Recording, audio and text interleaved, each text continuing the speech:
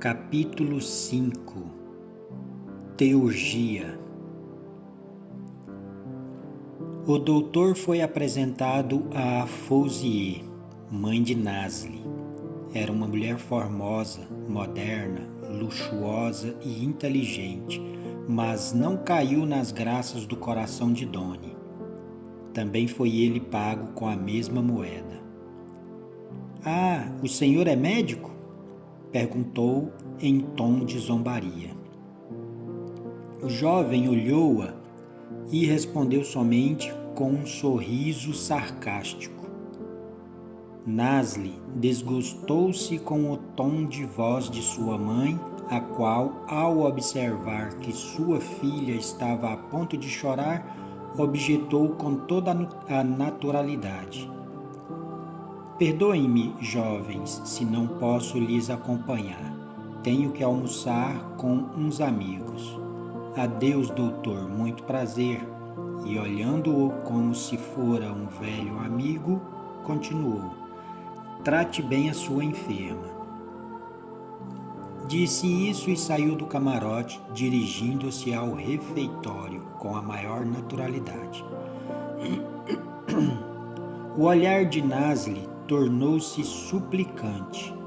Doni tomou novamente seu assento e disse, sorrindo e até com bom humor: "Bem, se você insiste, ficarei." A refeição não foi muito alegre. No princípio, parecia que o choque com a mãe afugentou o bom humor. Os três comeram pouco e em silêncio. Cada um estava concentrado em seus próprios pensamentos. O jovem médico perguntava a si mesmo: "Não estarei equivocado? Poderei curá-la? Este tem que ser o acontecimento da viagem." Em seguida, invocou em seu coração: "Ó, Tu, Senhor, Senhor Supremo, Criador do Universo, abre todas as minhas células para receber Tua energia e converter-me em Teu canal de saúde para curar a esta jovem." Sem embargo, naqueles momentos já não se sentia com ânimo de agir e resolveu deixar o tratamento para outra ocasião. Nasli, por sua parte, estava triste e, ao mesmo tempo, indignada pelo choque inesperado. Acreditava que seu amigo já não queria examiná-la. Doni viu-a afugentar as lágrimas, com um movimento de cabeça, por uma ou duas vezes. Quis consolá-la com uma promessa, porém calou-se. Soad comia e furtivamente passeava seu olhar de um a outro e, às vezes, sua tristeza chegava a um tal estado que se podia palpar. Era o temperamento de Doni muito sensível. Perdoava, mas não esquecia. Por outro lado, sempre foi tímido com o sexo feminino. O sarcasmo de uma mulher matava nele toda a alegria por extensos momentos. Ele podia perdoar as ofensas mais ferinas dos homens, porém a zombaria de uma mulher jamais a perdoava. Professava uma espécie de adoração ao sexo débil e o considerava como o sumo da delicadeza e a fonte de ternura. Doni nunca dirigiu, como muitos o fazem, uma galanteria a uma mulher desconhecida por temor de ofendê-la e de ouvir o que não desejava escutar. Outro defeito tinha o jovem. Nesse estado, já não podia proferir uma só frase e se tornava silencioso. Sentia-se descontente porque não podia comprazer as suas companheiras com uma palestra alegre. Por fim, aborrecido pela própria atitude, chamou o garçom e lhe pediu: "Uma garrafa de vinho Bordeaux." "Está bem, senhor. Permitem-me vocês que eu tome vinho? Já sei que está proibido pelo profeta. Porém, como o profeta não vai resolver esta situação, seria bom remediá-la com um bom pouco de álcool. As jovens sorriram e Soad comentou: efetivamente não foi um almoço agradável. Veja, Formosa, disse Doni, garanto-lhe que muitos almoços agradáveis lhes estão esperando na mesa do futuro, e vocês duas haverão de saboreá-los com prazer. O garçom entrou, abriu a garrafa e encheu o copo do jovem. Este o tomou até o final e novamente o encheu. Olhou em seguida a enferma e lhe disse: tomo agora este à sua saúde, minha amiga. Ato seguido, ingeriu o segundo copo e ao terminar pediu um cigarro real e agregou: chamam a Davi profeta. Eu, porém, depois de ler a Bíblia, não encontrei nenhuma profecia de Davi. Pelo menos não me recordo de nenhuma neste momento. Mas, se é verdade que foi ele o primeiro a dizer: um pouco de vinho alegra o coração, isto bastaria para consagrar-lhe profeta de todos os séculos, porque a maior profecia é filha da experiência. Os 2 copos de vinhos alegraram o coração de Doni e desataram sua língua para proferir palavras de consolo. Porém, quando tomou o terceiro, tornou-se mais sério, mais imponente e acrescentou: escutem-me, meninas. Aqui estamos 3 reunidos, e os 3 fomos esbofeteados pela fatalidade, como dizem vocês, e por nosso merecimento, digo eu. O ser humano, senhorita Nasli, imagina-se como pensa e pensa como sente. Todo o pensamento que chega a ser uma ideia fixa e definida na mente do homem converte-se em força ativa e trata de cristalizar-se no mundo físico. A ideia no plano mental de sua mente modulou sua enfermidade. Você pensou demasiado no castigo que merecia pelo ato para com a velha. Seu pensamento criou a própria doença, atribuiu-a à maldição da velha e ao castigo de Deus. Para que a ideia se cristalize, necessita um período de atividade relacionado com certos ciclos determinados. Felicidade e infelicidade, poder e debilidade são ideias fixas no mundo mental do próprio homem, são as criações de sua mente, e Deus não tem nada que ver nestes resultados. Deus é saúde e Ele não causa enfermidade. Deus é felicidade e não motiva sofrimento. Deus é alegria e não pode entristecer a ninguém. O homem é quem busca a enfermidade e a desgraça com seu desregramento para atribuí-las a Deus. Deus, que é fonte de bênçãos, não pode escutar nenhuma maldição, de maneira que a maldição do doente não foi nunca a causa de sua doença, senão seu próprio remorso. Deus não é um ser humano para mudar de opinião cada vez que se lhe suplica. Deus é uma lei perfeita, justa e imutável. Quando o homem age contra a lei, sua desobediência provoca seu próprio castigo, e não é Deus quem o castiga. Quando cumpre a lei, recebe sua recompensa, e não é Deus quem o premia. De imediato deve banir de sua mente estes 2 erros. 1. Deus não a castigou porque Ele não pode punir. Foi você que se castigou a si mesma pelo remorso interno. 2. A maldição da velha só influiu na sua própria consciência e não porque foi acolhida por Deus.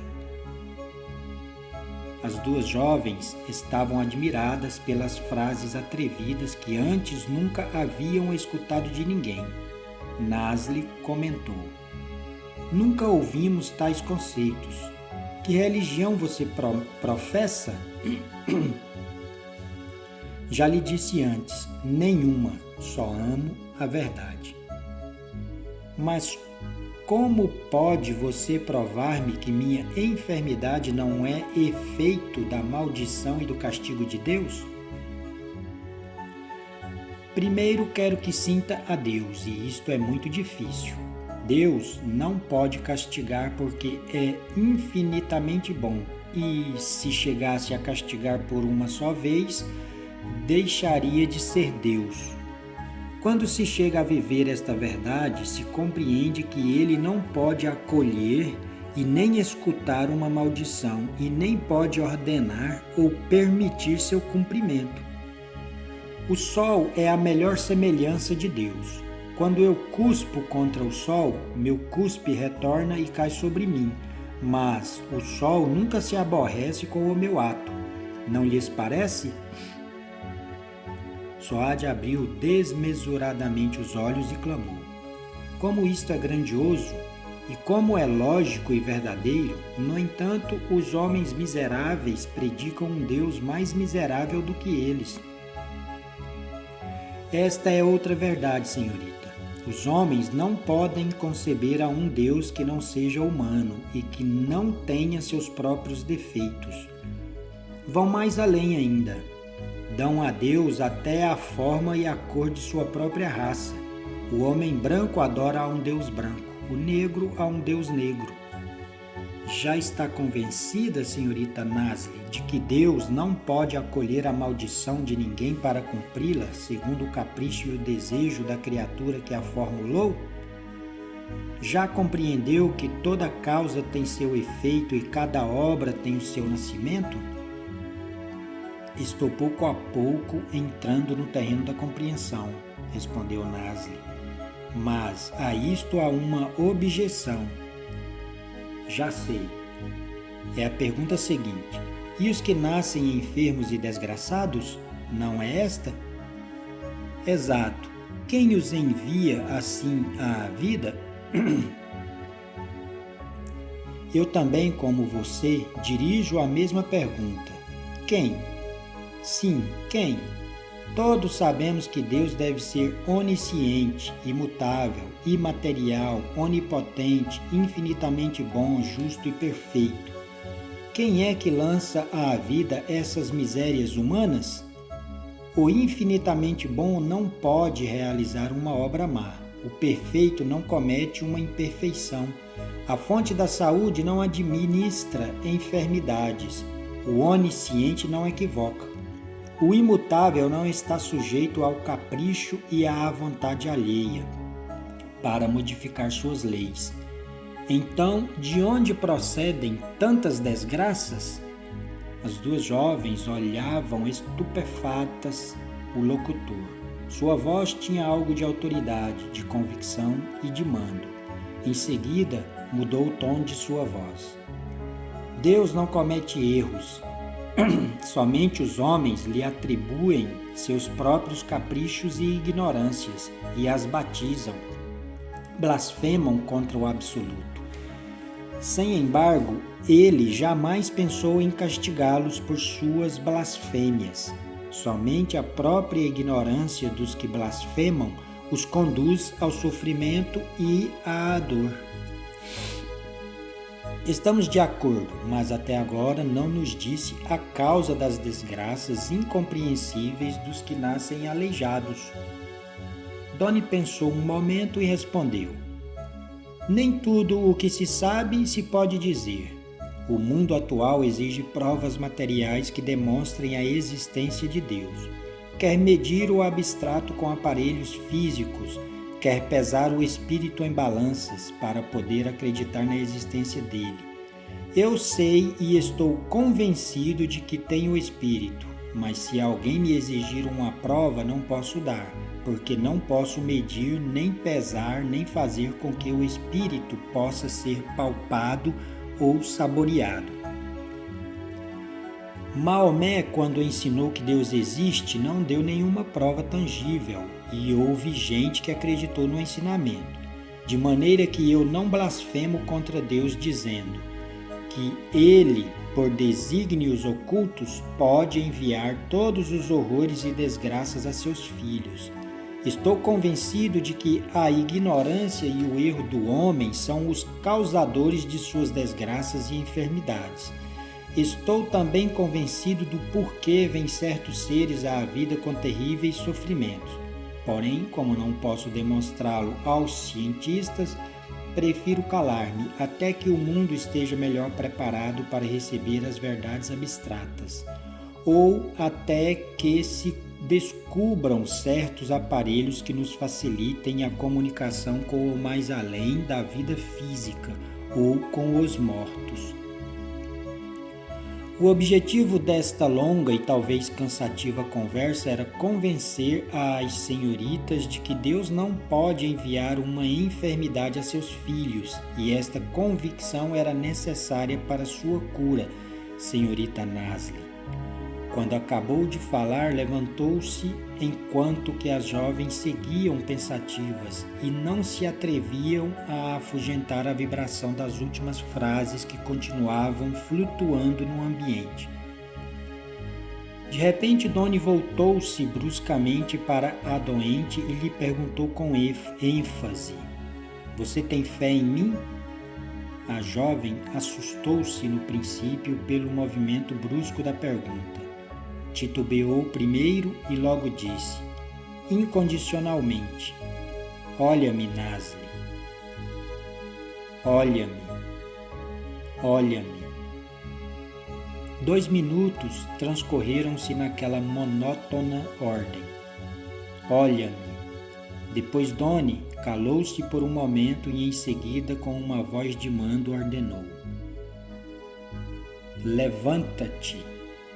Ele tomou-lhe a mão pela ponta do dedo índice direito e repetiu a ordem: "Levanta-te, tu podes levantar-te." E a jovem obedeceu com muita facilidade. "Vem a mim, anda, caminha." A paralítica caminhava com toda naturalidade. A Doni lhe tremia o corpo de emoção e se lhe ouvia os batidos do coração através do peito. "Caminha, siga andando." A moça atendia, indo e vindo pela cabine várias vezes. Continuou dando ordens.